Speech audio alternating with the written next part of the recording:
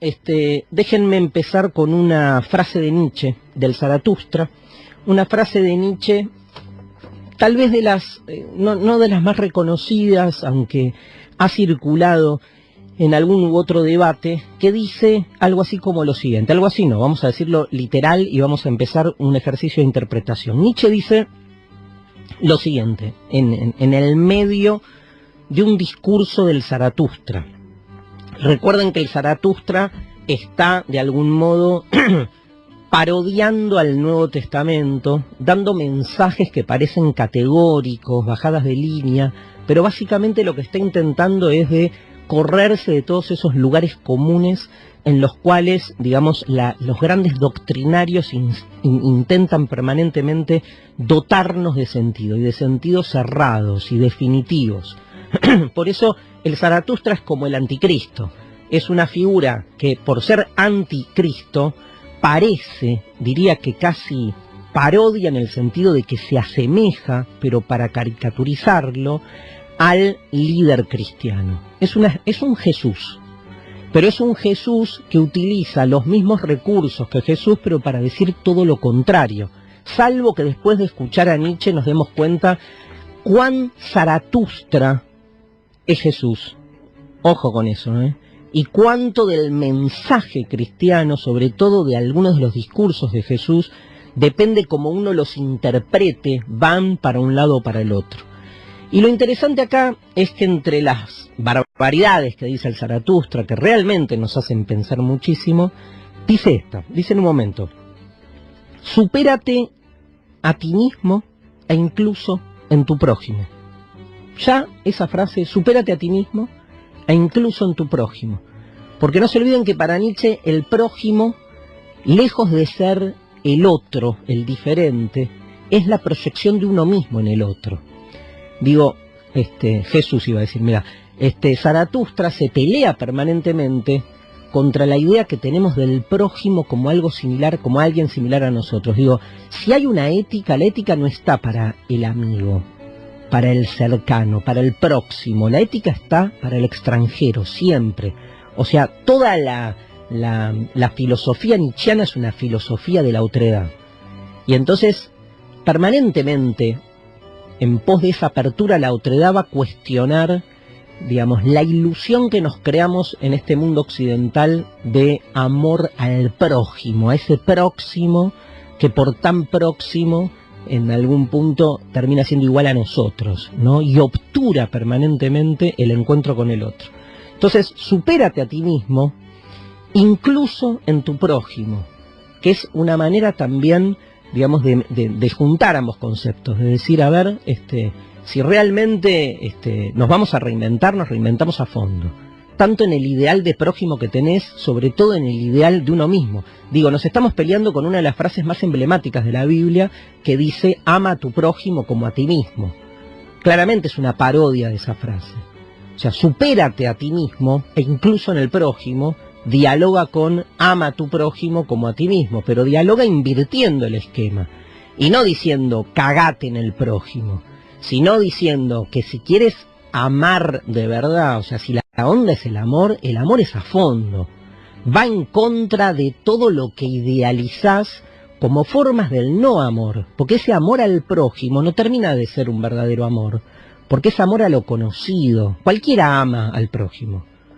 La joda es amar al extraño, es amar lo inamable, ¿no?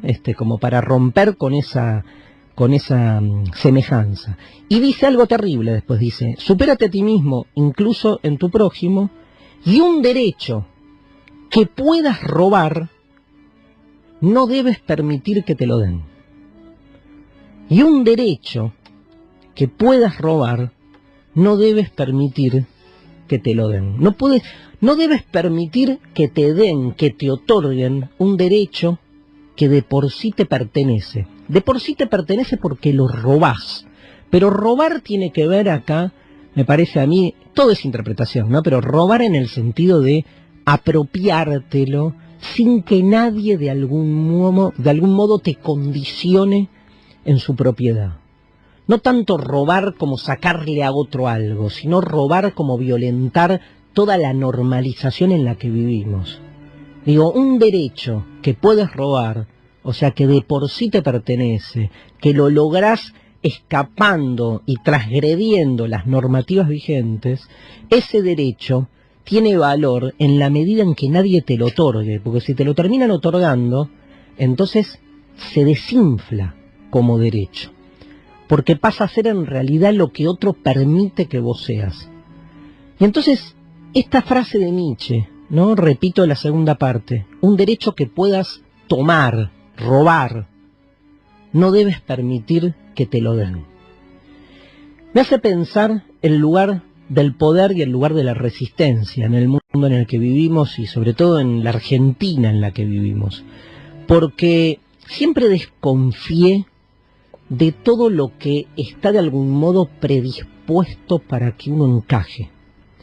Y entonces, todos aquellos que nos sentimos más cómodos o más afines a un pensamiento crítico, en general terminamos como recayendo en algunos lugares de la crítica que son lugares preestablecidos. Y digo, siempre desconfié porque los que de algún modo nos atraviesa una vocación crítica, el primer lugar del que tenemos que desconfiar es de nuestra propia situación de partida.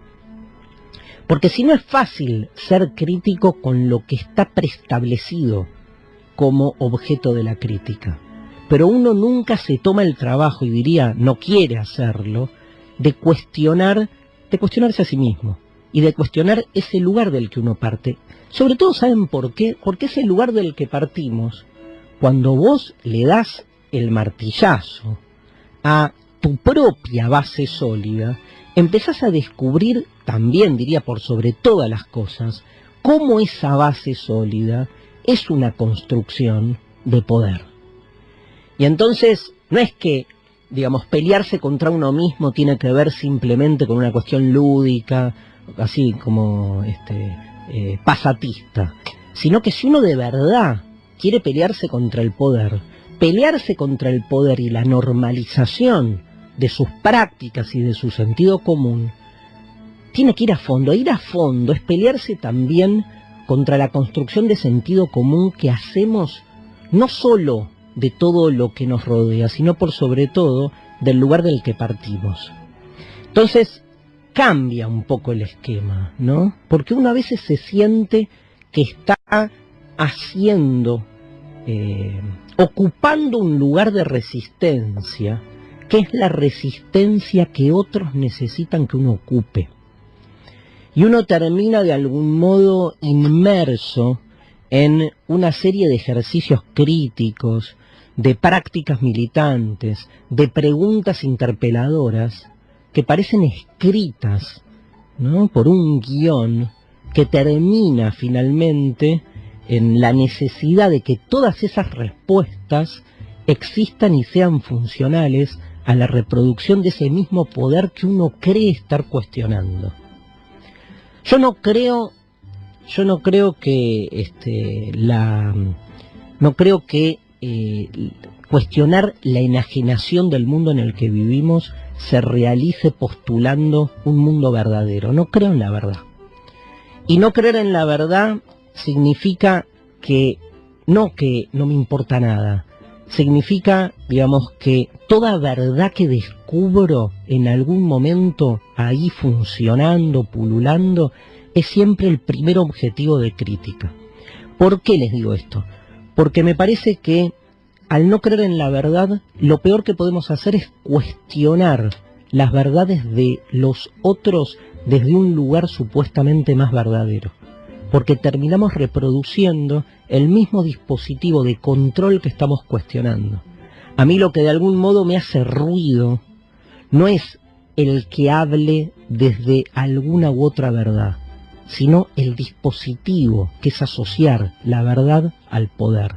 Parece que lo que nos urge en este momento es poder romper con ese lenguaje que lo que hace es instalar una idea de verdad única y por lo tanto proponer también como alternativa o resistencia a esta nueva verdad hegemónica una supuesta otra verdad más verdadera. Se trata de cuestionar la verdad siempre, todas las verdades y sobre todo el usufructo que se hace de la verdad para instalar una versión de las cosas como si fuese la única, que es en definitiva, digamos, la forma de ejercicio de poder más eficiente. La cuestión de la resistencia tiene que ver básicamente con no idolatrarla. Para mí, idolatrar la resistencia termina siendo una situación absolutamente religiosa. Creamos un lugar sacro, pero no metemos los pies en el barro. Porque cuando uno mete los pies en el barro se da cuenta que uno también reproduce ese poder que uno intenta cuestionar. En cambio es mucho más puro y mucho más farmacológico para nosotros crear una idea de poder que nos excede, pero también una idea de resistencia ideal en el que uno se siente absolutamente cómodo y a la noche se va a dormir y saben que todo sigue igual. Porque la pelea contra el poder es, por sobre todas las cosas, una pelea contra nosotros mismos. La eficiencia del poder es que se reproduce en la normalización de nuestras prácticas cotidianas y somos nosotros mismos los que también la hacemos.